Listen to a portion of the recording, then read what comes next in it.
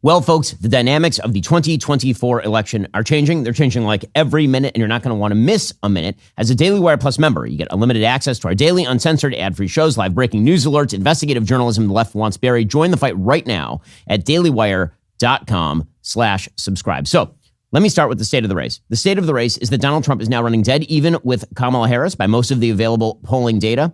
He may, in fact, be running a little bit behind now. She obviously is in the middle of a massive national sugar high. We are now 12 days and counting of the Kamala Harris campaign, where she has answered 0 difficult questions. 0. She has not done a press conference of any note. She has not done a major interview of any note. No one has asked her a difficult question of any note. Instead, she's simply doing very easy rallies in which she goes out and she says things and people clap and cheer, and the media talk about what a wonderful, charismatic candidate she is, and she avoids literally all blowback for changing every single one of her positions. That's a very convenient place to be. Can it last all the way until the election? She certainly could not survive a 6-month election cycle.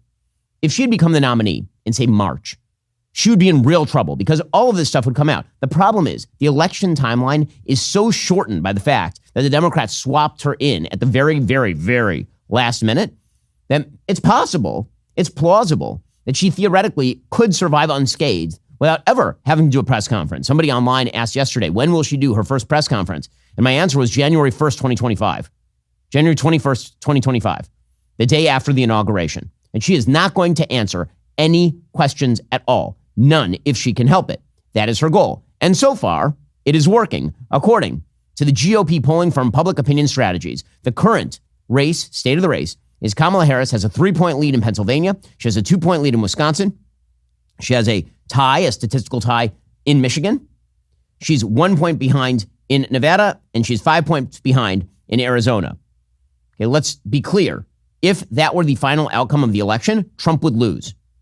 Okay, if that Michigan race turned into a Kamala Harris win, the blue wall holds, Kamala Harris wins the presidency. So suffice it to say, this is not a race where you can miss opportunities. If you are the Republican candidate for president of the United States, the state of the race is no longer even what it was in February or March. I've been saying before that the race has basically reverted to the pre-first debate Joe Biden versus Donald Trump race.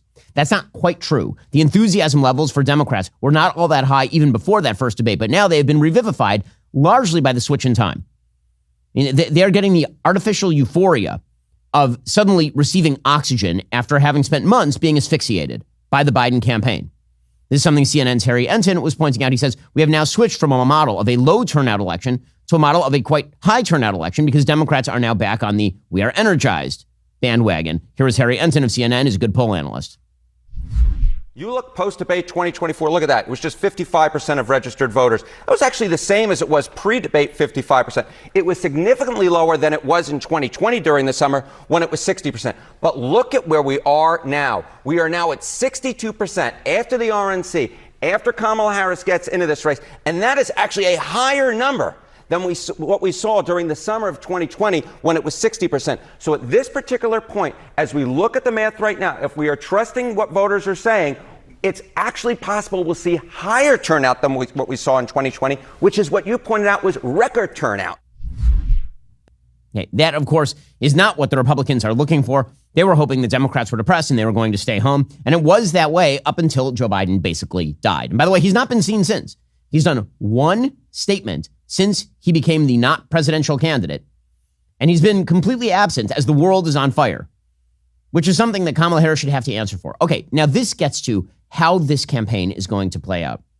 To understand this, I've been thinking a lot about how to sort of characterize what Team Trump needs to do versus what Team Kamala is attempting to do right now. And the best way to think about this is something called information theory. So Claude Shannon, who's a very famous mathematician, he had what he called information theory. And information theory, the very simplified version of this, because he's a mathematician, so I'm not going to pretend I understand all the math, but his very simplified version suggests that information is transmitted by change in noise. So think of a phone line. Okay, here's sort of a graphic to understand. Think of a phone line. Okay, you have an information source. Okay, that would be, your phone operator. You have a transmitter, which is the sort of phone signal. Then you have the signal. Now, if you have a good phone line, you have a nice clear signal, right? You're using Pur Talk, got a nice clear signal. And then you have extraneously a noise source. The noise source is you talking. You're adding noise to the signal. And now the received signal to the person who's picking up the phone on the other end. The received signal is your noise plus the signal. So if the signal is nice and clear, then your noise is what changes the perception of the person on the other end. So think about this in terms of candidacies. Think of every candidacy as one of these communication systems, right, where you have an information source and a transmitter and the signal, and then the noise source is what really matters. What sort of noise are you putting into the line? So if you're a fresh candidate, people don't know anything about you. So it's basically a silent signal. It's like think of the Trump campaign versus the Kamala campaign. Kamala is a fresh candidate for a second. Okay, and basically the metaphor is that you have two cell phones in front of you, both of which are working perfectly fine. If you're Kamala Harris, then when you first start listening to the Kamala Harris phone, there's nothing on it, right? She's a fresh candidate. She has not added any noise to the signal. It's just a clear line. What this means that any small change to the candidate, any small change to the noise source can dramatically change your impression of this phone, of this call. The goal of any candidate, therefore, is to either provide soothing noise, like nice noise to the system, or no noise to the system. Because you don't mind listening to a phone that has no signal. That's all right. I mean, like that's not actually generating any sort of received signal. That's fine. It's not annoying you. And what you'd prefer is like some nice music. If you're Kamala Harris, what you want to inject into the phone is some Megan Thee Stallion for people who like that sort of thing. You want it laughter and clapping and all the rest of it. So speaking of phones, you need a cell phone company that actually gives you free premium access to the media you actually care about. That would be Pur Talk. This might be the best offer Pur Talk has ever come out with. Listen to this. When you switch your cell phone service to Pur Talk on a qualifying plan, you get a free 1-year insider subscription to Daily Wire Plus. That is correct. Take advantage of unlimited talk, unlimited text, 15 gigs of data, and mobile hotspot on America's most dependable 5G network for just $35 a month. And you'll get a 1-year free deal from Daily Wire Plus. The Daily Wire Plus Insider Plan gets you access to our entire library of movies, series, documentaries, including Lady Ballers, What is a Woman, Mr. Bertram, Run, Hide, Fight, and more. Plus, you'll get all our daily shows uncensored and ad-free. The only way you can get this special offer is by going to puretalk.com/Shapiro. I've been telling you to stop overpaying for your cell phone plan forever. If you haven't made the switch over to Pur Talk yet, what exactly are you waiting for? Now is the time. Go to puretalk.com/Shapiro today. Switch to a qualifying plan. Get 1 year free of Daily Wire Plus Insider. Again, that's puretalk.com/Shapiro. Switch to that qualifying plan and get 1 year free of Daily Wire Plus Insider. Check it out right now. Okay, so that is the Kamala Harris campaign. Then you've got the Trump phone over here. Now, the Trump phone, the amount of noise from the Trump phone is extraordinary. And it has been before he even ran. Like tons and tons of noise added to the signal consistently, all the time. Like 5-alarm fire types of noise coming out of that phone all the time. By the time you pick up that phone, it just sounds like a lot of static, like constant static. Now, this has two effects for Trump as a candidate. Over time, if you just have a phone that's generating lots and lots of static, over time, your brain will automatically adjust down the static. Now, you don't really want to listen to it. You don't want to focus in on it. And if the volume gets turned up, it is harder to ignore it. But the static is not super irritating because, it's static and like eventually your brain is just going to adjust to it. So right now, what you had going into this race is you have the Trump phone, which is just white static. It's white noise static. There's just tons of it. Okay, but you've spent years tuning it out. So it doesn't really bother you. And then you had the Kamala phone, and the Kamala phone was just nothing.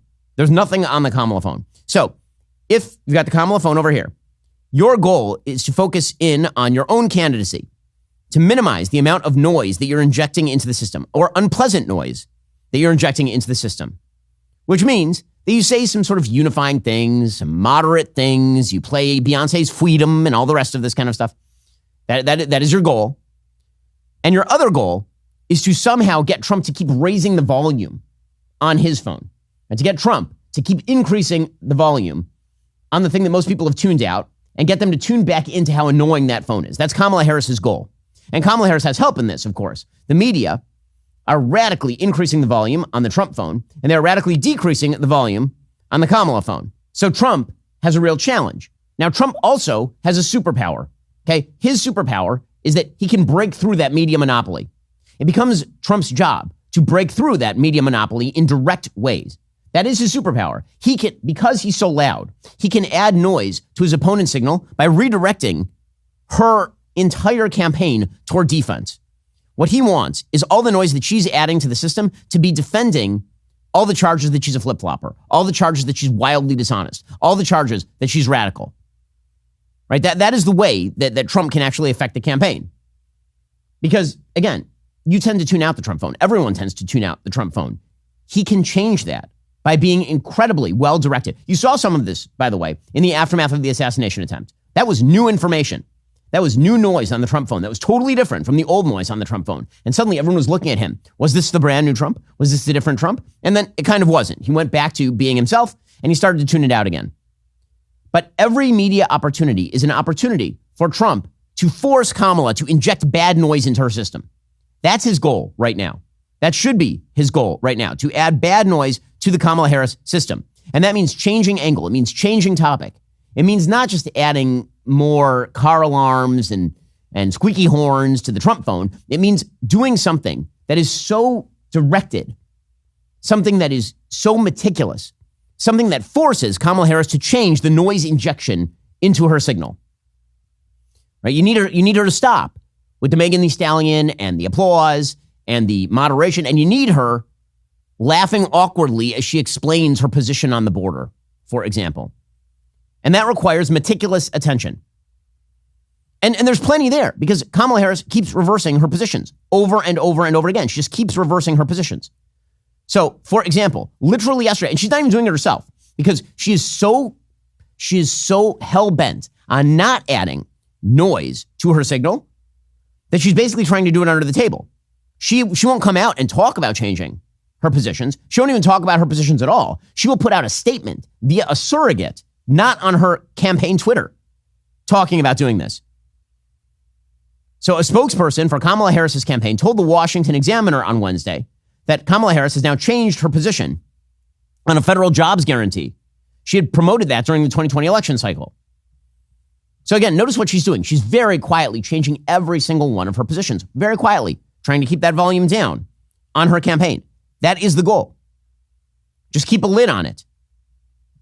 Right? And you can see why. Because if you are a senator in, say, a purple state or a red state, you're a blue senator in a red state, you don't want to talk about Kamala Harris's positions. You want to run away from Kamala Harris. What you're afraid of is that you're going to be pegged to her positions. A good indicator of how Democrats are afraid of Kamala Harris's actual positions, her actual radicalism, and her actual unlikability. Sherrod Brown is running a competitive race with Bernie Moreno for Senate in Ohio. Ohio is a very red state. Sherrod Brown is a very blue senator. Sherrod Brown does not want to answer why he's supporting Kamala Harris because Kamala Harris is going to get skunked in Ohio. Here he was running away from questions about supporting Kamala Harris. Hey, real quick, do you agree with Kamala Harris's job as Biden's border czar?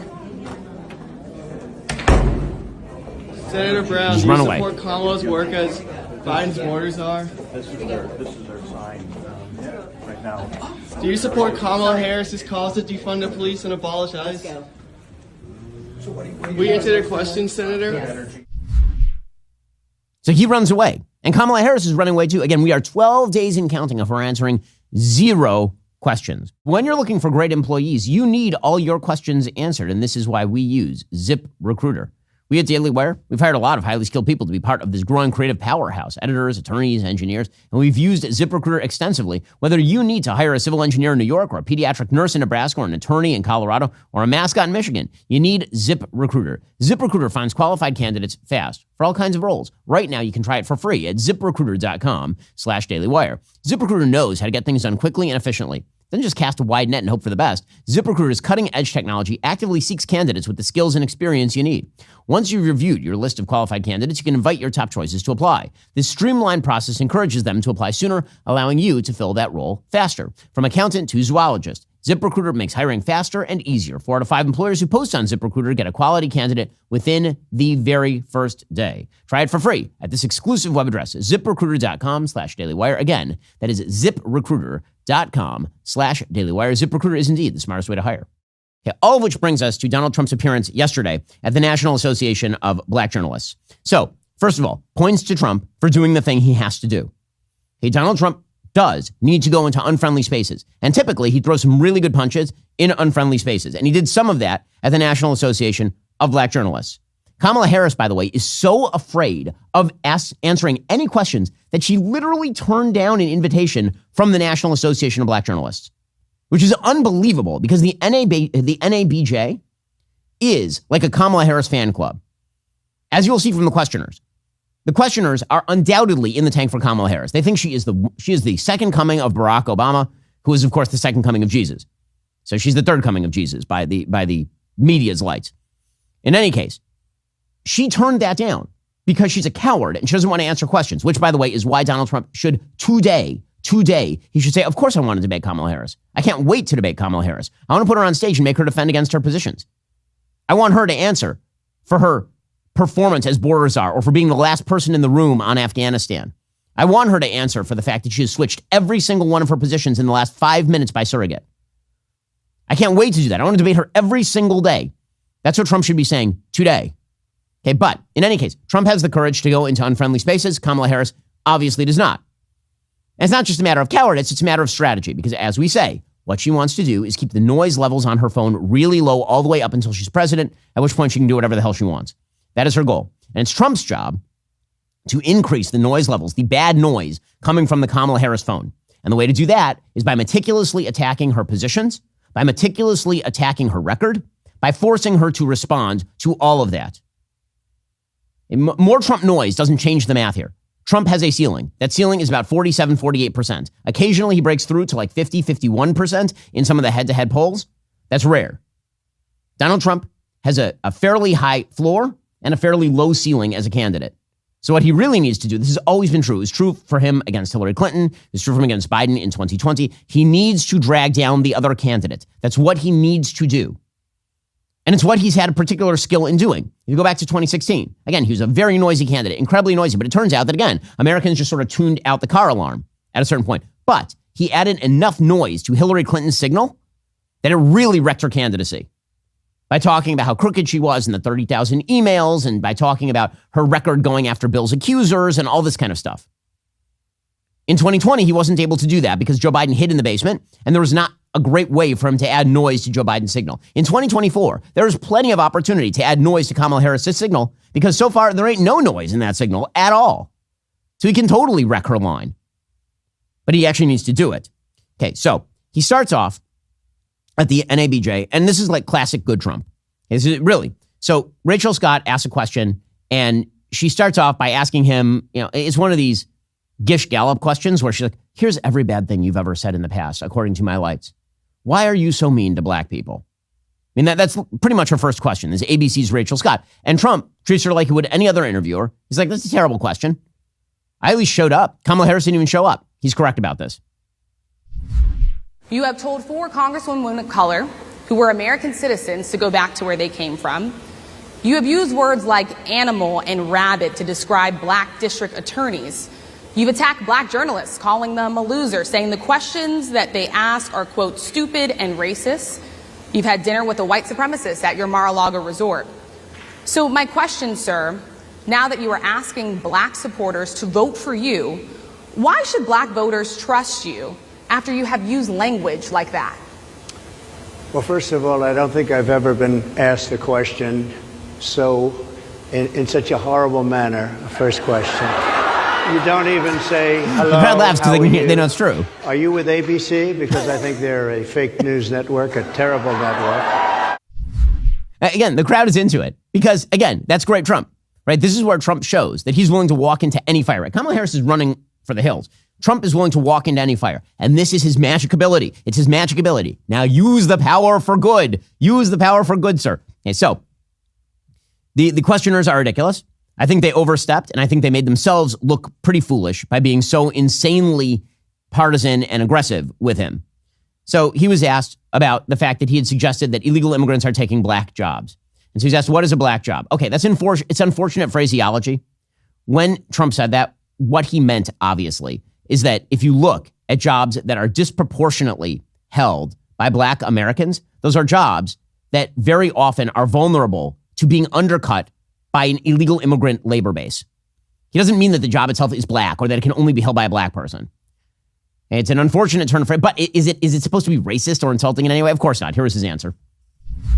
Coming from the border are millions and millions of people that happen to be taking black jobs. You had the best. What exactly is a black job, sir? A black job is anybody that has a job. That's what it is. Anybody that has a job. All right. And Mr. they're taking the employment away from black people. They're coming in, and they're invading. It's an invasion of millions of people, probably 15, 16, 17 million people. I have a feeling it's much more than that. Okay, so, by the way, it's worth noting here that Al Sharpton, this is a headline from the Queen's Chronicle from March, quote, Sharpton calls for more black jobs. Okay, so, Trump is doing fine. This is all fine. Is it moving the ball forward? Not particularly, because it's not an attack on Kamala, per se. You need to add noise to her signal. Again, that is the only thing that matters. Add noise to the Kamala Harris campaign signal. And so the Trump campaign can't afford to blow opportunities, and you can't afford to deal with the IRS directly. If you're still struggling with back taxes or unfiled returns, handling it alone can be a huge mistake and cost you thousands of dollars. In these challenging times, your best offense is Tax Network USA. With over 14 years of experience, the experts at Tax Network USA have saved clients millions in back taxes. Regardless the size of your tax issue, their expertise will work to your advantage. Tax Network USA offers 3 services: protection, compliance, settlement. Upon signing up, Tax Network USA immediately contacts the IRS to secure a protection order, ensuring that aggressive collection activities like garnishments, levies, or property seizures are halted. If you haven't filed in a while, if you need amended returns, or you're just missing records, Tax Network USA's expert tax preparers will update all your filings to eliminate the risk of IRS enforcement. Then they create a settlement strategy to reduce or eliminate your tax debt. The IRS is the largest collection agency in the world. Tax season is over, which means collection season has begun. It's time to fight back. For a complimentary consultation, call today, 1-800-958-1000, or visit their website at tnusa.com/Shapiro. That's 1-800-958-1000, or visit tnusa.com/Shapiro today. Don't let the IRS take advantage. You get the help you need with Tax Network USA. One of the problems with Trump in terms of how he tends to approach these issues is Trump thinks of politics as personalities, which is not wrong. I mean, the fact is politics is, in fact, personalities. And people tend to think of their politicians as personalities. But it does mean that instead of attacking Kamala Harris on her policies or on her flip-flopping or on her inconstancy or on her radicalism, he ends up sort of attacking her on the basis of like how you would attack somebody in high school. So, for example, he attacks Kamala on the basis that she didn't pass her California bar exam. Now, all right, I mean, I took the California bar exam. I passed it. It's not all that hard. You know, I guess the year that she failed is like a 60% passage rate. It goes, I suppose, to kind of general intelligence level, maybe, okay. But is this going to be does this add noise to the campaign signal for Kamala? Does this radically change anyone's perception of Kamala Harris? The answer is no. This is not an effective line of attack. I said, Joe and I will go and take a cognitive test. Now, I'd do it with her, too. I would do it with her also. You know what? She failed her law exam. She didn't pass her law exam, so maybe she wouldn't pass the cognitive test. Mr. President, are you saying she wouldn't pass? Just to be clear, I'm just giving you the facts. To be clear, you don't think Harris? How do you intend? She didn't pass her bar exam, and she didn't think she would pass it, and she didn't think she was going to ever pass it. And I don't know what happened. Maybe she passed it. She did pass it. There's a man over here. I think he must work for her. Mr. President. Okay. Again, like funny, amusing for those of us who are voting for Trump. It's funny. It is. Does it change the trajectory of the race? Does it change the trajectory of this? And this is something I think that everybody who is backing Trump needs to understand. The trajectory of the race right now is that if trends continue, Trump could easily lose. This is at best a 50-50 race right now. This is not a 70-30 race like it was against Joe Biden. It's not even a 55-45 race like it was against Kamala Harris like 5 days ago. Something needs to change. There needs to be an inflection point. And so the big headline that was coming out of this particular NABJ event was this headline where Donald Trump questioned Kamala Harris's self-identity racially. Now, if you want to know about Kamala Harris's self-identity racially, just go take a look at our series Scamala on Daily Wire Plus. We talk pretty extensively about her background. So she is half Jamaican, half Indian. Her mom is Indian. Her dad is Jamaican. They were both professors. They got divorced. She ended up moving with her mom to Canada, where she really experienced very little racial animosity at all, according to contemporaneous reports back from when she was running for president in 2019. People went back, dug up her high school records, and there was really nothing racially going on in Canada at the time. So this sort of idea that she's experienced wild racial animosity in the United States is just not true. With that said, she then went to Howard University, which was a historically black college and university. She is half black, in the same way that Barack Obama was half black. And so the sort of line of attack that she is not truly black I don't know where this is going. Like, what is the point of this? I know that what Trump is trying to say here probably is that she engages in an awful lot of code switching. So code switching is the term that is frequently used for people who, when they go to one audience, they speak one way. When they go to another audience, they speak another way. And it's very frequently obvious in politicians. Barack Obama used to do it all the time. Barack Obama, when he'd be with like a white, rich audience, he would speak like Demosthenes. He'd go in there and he'd be using $5 words. He never dropped a G. And then he would go and he'd speak in like historically black church. He'd talk like this. Suddenly, the accent would get real strong. He wouldn't be talking. He would be talking. Right? You'd see that sort of stuff all the time from Barack Obama. You saw it from Hillary a lot. And it was ridiculous from Hillary because she's a white lady. And Kamala Harris does, in fact, do that. I mean, we played a clip of her yesterday at her rally in Atlanta where suddenly she was talking about 2024. She has never said in her life 2024 in a normal conversation. That is not a thing. She shouldn't drop R's in normal conversation. That is code switching. Okay, so he's saying that's inauthentic politically. All right. Is that a line of attack on Kamala Harris that is going to be greatly fruitful in changing the trajectory of how people view Kamala Harris? Probably not. Now, the media are going to make a huge deal out of this. The media are going to say, oh my God, I can't believe Trump would say something so awful, Now, that's a failure by the media. If they think that they can raise the noise on Donald Trump's campaign, not possible. Again, this is the nice thing about Donald Trump's campaign is that if it's a constant 5-alarm fire going on from this phone, then adding a little bit more noise to the constant wave of noise, I mean, it's Phil Spector wall of sound stuff coming out over it. It doesn't change anything. That's why Trump has such a high ceiling. He can't change the perception of the Trump phone. Ain't no way to do it. The only thing that can happen here, and this is the hope for the Trump campaign, is that it's not as though Trump is going to experience a wild popularity surge. But the only thing that could change here is Kamala Harris either greatly rising or greatly falling. Kamala's candidacy is riddled with problems, but here is one problem you don't want to think about. That would be, of course, your health. You might think you're getting everything your body needs from that green juice that you've been guzzling every morning. You're not. Most people still fall short of the essential nutrients their bodies need to function at their very best.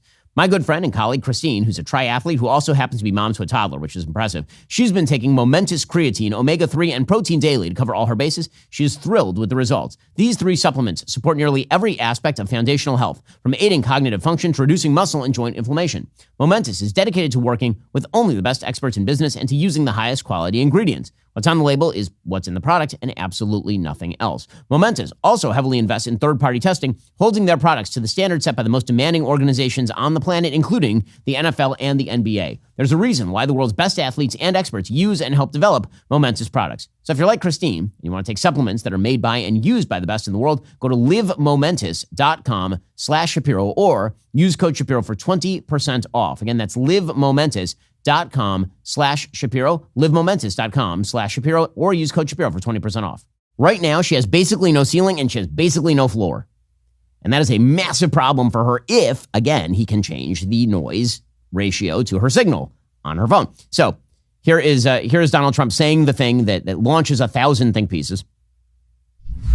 Do you believe that Vice President Kamala Harris is only on the ticket because she is a black woman? Well, I can say, no, I think it's maybe a little bit different. So I've known her a long time indirectly, not directly very much.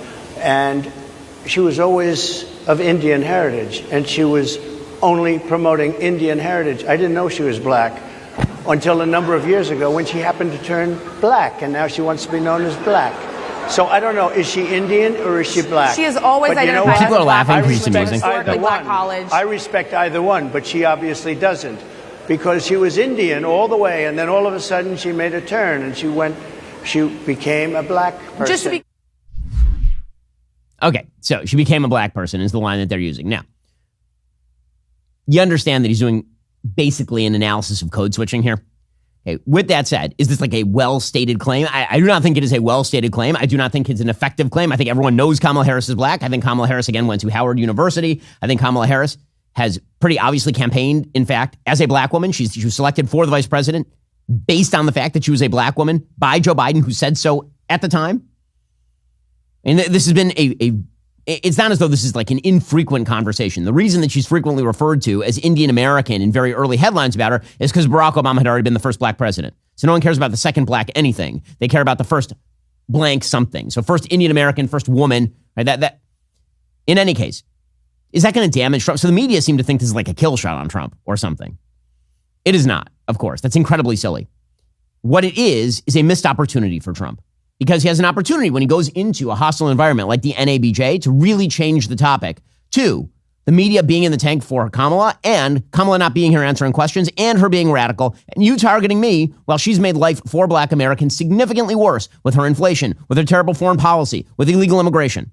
And you can see the Trump campaign trying to do this. So the Trump campaign, in the aftermath of this, they put out a statement from Lynn Patton, the senior advisor. Quote, President Trump has continually said that unlike Kamala Harris and Joe Biden, he's running to be president for all Americans. And if you're running to unite the entire country, you have to back it up with action like President Trump did today at the National Association of Black Journalists Conference in Chicago. Members of the media need to make a decision and answer if their goal is to unite the country or further divide us. Because based on the unhinged and unprofessional commentary directed toward President Trump today by certain members of the media, many media elites clearly want to see us remain divided. This is unacceptable. The invasion happening on our southern border is leading to poverty, death, and destruction in communities of color all across our country. Inflation and affordability of everything from groceries to rent costs is crushing Black and Hispanic voters at an even higher rate than many other groups. The endless wars being pushed by career politicians like Kamala Harris and Joe Biden is leading to countless Black and Latino lives being needlessly lost. Okay, that paragraph is what Trump should have said at the NABJ. That paragraph's like the whole thing. Instead, the headline that comes out is something that doesn't really damage Kamala and doesn't really damage Trump. That's again, the left is trying to play this as, oh my God, I can't believe Trump damaged himself so bad. Nah, can't add noise to that noise. Can't do it. Not possible. Did it change the trajectory with regard to the coverage of Kamala Harris? No, it provided her an opportunity to continue putting nice noises into that phone line about unity and how this is just so negative and it's just so bad. And oh man. Here was Vice President Harris responding. Donald Trump spoke at the annual meeting of the National Association of Black Journalists. And it was the same old show. The divisiveness and the disrespect. And let me just say, the American people deserve better. The American people deserve better. The American people deserve a leader who tells the truth, a leader who does not respond with hostility and anger when confronted with the facts. She's such a liar, and she is hostile and angry. That's what understands that our differences do not divide us. She literally has white dudes for Kamala. Of our strength. She's the worst. She's the worst. Why aren't you attacking her on this stuff? She's the worst. Her entire campaign is racially segregated. What the hell are you doing? Run on that. Go to the NABJ and say, you know what I noticed about my opponent who's not here? Saying the thing. I know she's not here answering questions as to why she has a segregated group called white dudes for Kamala or white women for Kamala. Please explain why that's okay. Please, somebody. Got to change the signal. Got to change the noise that's coming from that Kamala Harris phone. Got to do it. Very important. Again, that's why it's an overread. So back during the first Trump administration, a bunch of friends in the White House, I remember having conversations with them. And one of the things that would happen is Trump would say something kind of crazy on Twitter. And I'd have a conversation with somebody in the White House and they'd say, it doesn't matter. Nothing matters. And nothing matters was kind of like the bumper sticker. And that was true because, again, it turns out that you cannot change the noise coming from the Donald Trump campaign phone. You cannot. It is not possible. However, when he's not the president and he is running for the presidency, he desperately needs to change the direction of Kamala Harris's campaign. That's what he needs to do. Like right now, it is very, very important. And she is intensely vulnerable on all of this. Really vulnerable. And I cannot believe, the media are they're such effing trash. They are such trash, truly. The questions that Trump were asked, those questions that Abby Phillip was celebrating from CNN, she put out a tweet saying, quote, folks, this is why you let journalists ask questions. The country deserves answers. Why don't you ask Kamala Harris a question? One question. She's been the vice president for the last 3.5 years. She has covered up her boss's senility and continues to do so today. She is complicit in every policy of the Biden administration. Every failure is on her. She's the VP. She's shifting all of her positions in real time. And you're asking Donald Trump about that time that he said something about the Central Park Five back in 1998? Seriously, shut the F up. You got to be kidding me. Really? Like, yeah, that's some journalism, serious. Somebody must ask Trump tough questions. Yes, no, you're right. No one has asked Trump anything for the past 10 years. We don't know anything about him. He's a mystery wrapped in enigma. Or alternatively, you are all abdicating your job because you're all campaign apparatchiks for Kamala Harris. You're all going shopping with her. And do you remember the story from a few years back where Kamala Harris, she actually went shopping with journalists? It's amazing. Go back a few years, and she actually went shopping with journalists during the 2019 campaign. And the journalists recommended what she should actually buy. They're like, you should buy this amazing sequin jacket. This is February 22nd, 2019. On the campaign trail, Kamala Harris tries on a sequin jacket, and men go nuts. You know who it was recommended by? One of the journalists she was traveling with. It's pathetic. The political reporters covering Harris's South Carolina visit tweeted videos and photos of her as she preened in front of a mirror wearing the coat. It was a spontaneous campaign trail moment, unexpected and a little bit playful. This is, again, the kind of coverage she received early in the 2019 campaign. And this is the great hope, of course, is that it's still just August 1st. But the Trump team needs to get on its horse because the media are not going to do their job. They're deliberately not going to do their job. They're going to lie. They're going to cheat. They're going to hide. This is what they're going to do. They're going to let Kamala Harris go 12 full days without asking a question, without being asked any questions at all. None. Zero. She's going to get all the way through the end of next week before anyone even thinks about asking her a question. The DNC is taking place. It begins August 19th. It is currently August 1st. They're going to try to get all the way through the end of the Democratic Convention, August 22nd, asking her zero questions. And by that point, folks, this election is already getting baked in because the early voting begins in Pennsylvania at the beginning of September. And I promise you, the Democratic get out the vote machine is professional. The Trump team has to be focused on a few key things. One, they need an amazing get out the vote effort, like an amazing get out the vote effort. I don't know who's handling it. Whoever's handling it needs to be doing an amazing job. Two, the Trump team needs to redirect toward Kamala Harris and her vulnerabilities, not toward her race and her racial identity, not toward whether she passed the bar, not even toward Willie Brown and her pathetic career beginnings. They need to focus on Kamala Harris and what she will be as president because it's going to be absolute garbage, terribleness, and the media will not do their job. In fact, they are doing their job. They're the Praetorian Guard for Kamala Harris. Okay, in just 1 second, we'll get to world events that Kamala Harris will absolutely botch if ever, God forbid, she remain president. First, everyone has seen the news. Kamala Harris has raised over $200 million. She did that in like the first 3 days of her campaign. She and her leftist allies will now blow that money through the entire system. But to get to you, they have to go through us. At the Daily Wire, we are on the front lines of the battle for truth. From our uncensored, ad-free daily shows to our 24-hour breaking news coverage and investigative journalism, the most trusted voices in media are all in one place. The only place you need to be to get the facts. Join us as we fight the left and build the future. Become a Daily Wire Plus member today at dailywire.com/subscribe. Meanwhile, the world is a very, very serious place. And the Biden administration is not only unserious, they've made the world extraordinarily dangerous, super dangerous. October 7th never would have happened if Donald Trump had been president of the United States. Kamala Harris, meanwhile, is patting on the head the pro-Hamas crowd. She's patting them on the head. She's probably going to try to mitigate against that by picking Josh Shapiro, the governor of Pennsylvania, and then pretending that because she picked a Jew for vice president, magically she's now a Zionist and pro-Israel, and she'll stand with Israel even as she makes statements about how Israel's a human rights violator and such. But the reality is that the Biden administration's swivel from the Saudis and Israelis to the Iranians in the early days of the Biden administration, delisting the Houthis as a terrorist organization, removing sanctions on the Iranians, all of that basically led to a massive powder keg blowing up in the Middle East. That is Joe Biden's policy. Everyone in the Middle East knows this. I know many of the leaders in the Middle East, not just the Israeli ones. Everyone universally agrees, unless they are an Iranian plant or unless they're the Iranians themselves, that Joe Biden has been awful for the Middle East. Awful, terrible in every conceivable way. Well, right now, the Middle East is once again on the verge of war. It's on the verge of a major war, and that is because the Biden administration, instead of deterring Hezbollah, has basically said to Hezbollah, which is a Lebanese-based Iranian terror group, that they can continue to hit Israel so long as they don't kill too many Israelis at a time. If they fire too many rockets, it might get awkward for the Biden administration. Israel might have to hit back, and then the Biden administration might have to intervene.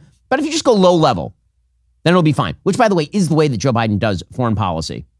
And Joe Biden's message, always and forever, to America's enemies and to the enemies of our allies is just the tip. That is always Joe Biden's message. Always. That is why he said, with regard to Russia and Ukraine, if it was just a slight incursion, we might not do anything. And Vladimir Putin was like, oh, a slight incursion? How about I just take Kyiv? And then he said to the Iranians, well, if it's just kind of low-level terrorism and ballistic missile development, probably we'll be okay with that. And then October 7th. And then he said to Hezbollah, well, you know what? Don't cross that red line. Don't get involved. They've been shooting rockets every day in northern Israel. So, as we all know, last week, Hezbollah fired a rocket into northern Israel, into the Golan Heights, and they killed 12 Druze kids. Not Jewish kids. These are Druze kids who are Israeli.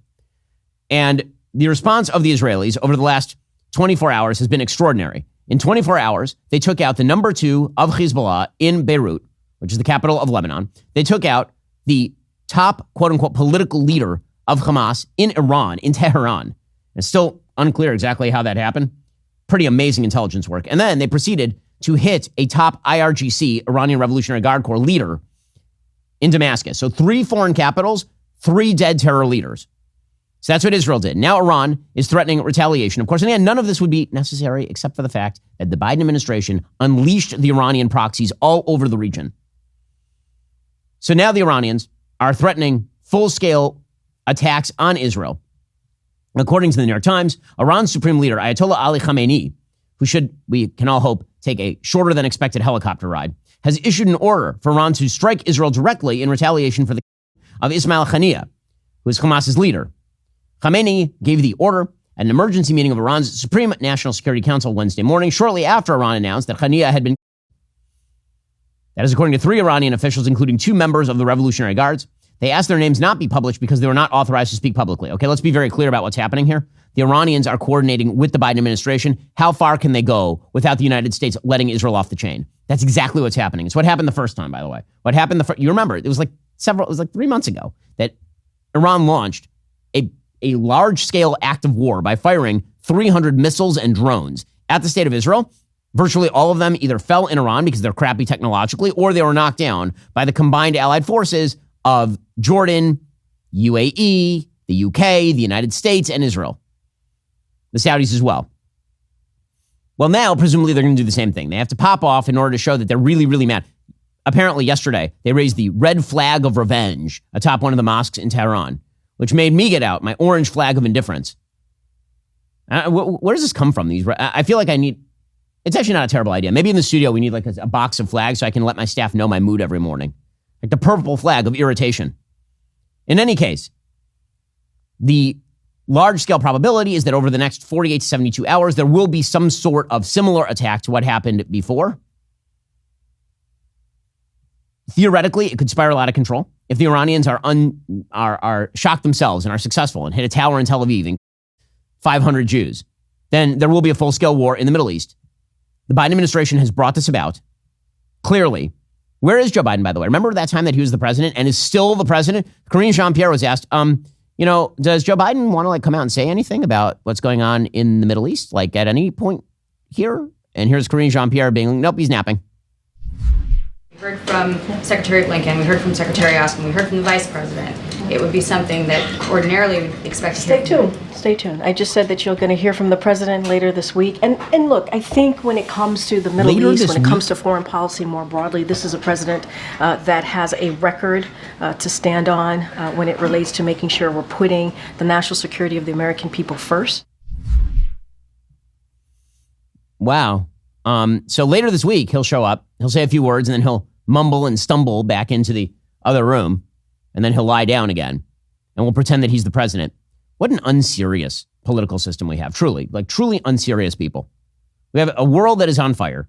We have a president who is fully senile and incapable of making basic statements, but we're pretending he's still the president. We have a Democratic candidate who will not be asked a single question by a completely complicit and compliant media. And then we have a Republican candidate who seems unable right now to actually attack Kamala Harris on her positions. It's the only thing that matters. Win. The only way that you win is by defeating. There's only one way to win, and that's by winning. That's it. It's not by complaining. It's not by yelling at the media. I'm frustrated. You're frustrated. We're all frustrated. They ain't going to do their jobs. But Donald Trump has hundreds of millions of dollars behind him and the magical superpower of being able to bring attention to things that he says. So why not attack Kamala Harris on the things that actually matter? That's what matters right now. Because the world is on fire. Kamala Harris will make a terrible president. Awful. True garbage as a president. We all know this. She's going to, the foreign policy team that Joe Biden has, which is terrible in and of itself, she's going to replace them with people who are even worse. She's already said this. Tony Blinken, the most incompetent Secretary of State this side of John Kerry. He says, we don't know what impact it's going to have when Israel kills terrorists in the Middle East. You know what impact it would have if Donald Trump were president? None. Because Donald Trump would have said to the Israelis, go ahead and kill the terrorists. And if Iran tries anything, we'll knock them into next week. And then you know what would happen? Iran wouldn't do anything. You know how we know this? Because we already did it with Qasem Soleimani. Here is Tony Blinken being a dullard. I'm not going to speculate on what impact any one event might have on that. I've learned over many years never to really speculate about that because we simply don't know. Oh, well, I mean, that's helpful. Thank you so much. You know what we do know, by the way? Attorney General Merrick Garland, he of the contempt citation, he says that Iran is actively trying to former and current American officials. Probably should relieve sanctions on them or something. Our intelligence community has made clear that we believe that the Iranians are attempting to injure former high government officials. This is an ongoing issue. We have ongoing investigations. You don't think we've seen the end? I don't think we've seen the end of Iranian plotting, no. Okay, so probably you should give them some more goodies. Maybe Kamala, when she's president, she'll give them some more goodies, and then that will solve everything. God, it turns out that, listen, we're very rich and very safe people. Thank God, thank God, thank God. But those things tend to go away with terrible political leadership being provided by Joe Biden and, God forbid, by Kamala Harris. This election matters. It matters an awful, awful lot. Alrighty, coming up, we'll get to more Democrat radicalism. If you're not a member, become a member. Use code Shapiro at checkout for 2 months free on all annual plans. Click that link in the description and join us. Republicans are Nazis. You cannot separate yourselves from the bad white people. Growing up, I never thought much about race. It never really seemed to matter that much, at least not to me. Am I racist? I would really appreciate it if you left. I'm trying to learn. I'm on this journey. If I'm going to sort this out, I need to go deeper undercover. They gonna say I'm racist. Joining us now is Matt, certified DEI expert. Here's my certification. And what you're doing is you're stretching out of your whiteness. This is more for you and less for you. Is America inherently racist? The word inherent is challenging there. I want to rename the George Washington Monument to the George Floyd Monument. America is racist to its bones. So inherently. Yeah, this country is a piece of shit. White. Folks. White. Trash. White supremacy. White woman. White boy. Is there a black person around here? What's a black person right here? Does he not exist? Hi, Robin. Hi. What's your name? I'm Matt. I just had to ask who you are because you have to be careful. Never be too careful. They gonna say you racist.